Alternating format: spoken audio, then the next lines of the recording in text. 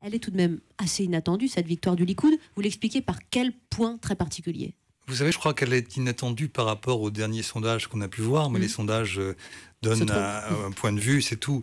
Mais je crois que fondamentalement, d'abord, on ne sait pas si ce sera Netanyahou qui sera effectivement Premier ministre, parce qu'il faudra y revenir.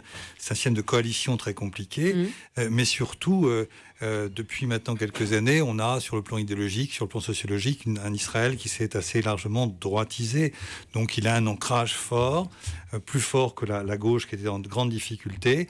Donc je crois que ces résultats, finalement, ne sont pas étonnants. On va parler de cette droitisation, de ce que ça peut changer dans les relations internationales, mais j'aimerais qu'on revienne avec vous sur ce que vous sous-entendez. Le Likoud a revendiqué la victoire. Il n'est pas certain que Benjamin Netanyahou soit le Premier ministre de il faut essayer en quelques mots d'imaginer un système électoral qui n'a rien à voir avec le nôtre ici en France. C'est un système à la proportionnelle où il y a une seule circonscription. C'est-à-dire que dès lors que vous avez plus, et c'est très important, plus de 3,5 des suffrages exprimés, eh bien vous pouvez avoir des députés. Vous avez une Knesset qui fait 120 députés.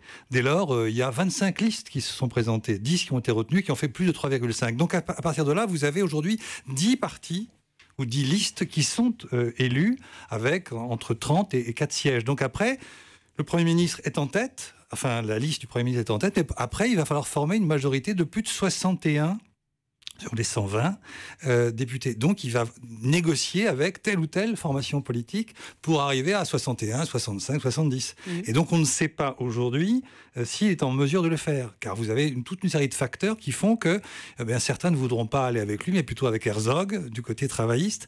Donc vous avez ces tractations qui vont commencer, qui ont déjà commencé dès cette nuit, et qui vont continuer. Donc la probabilité qu'il soit Premier ministre est forte, mais ce n'est pas une certitude. Tractations qui vont durer 2 à 3 semaines. Hein, oui, ça va durer plusieurs semaines. Si vous voulez, c'est un peu comme notre système que les jeunes qui sont devant nous n'ont vraiment pas connu, ni vous non plus, sans doute, et moi à peine. C'est la 4e République. C'est-à-dire qu'il y avait des coalitions comme ça, et vous avez 2 pôles, mais il faut fabriquer une coalition.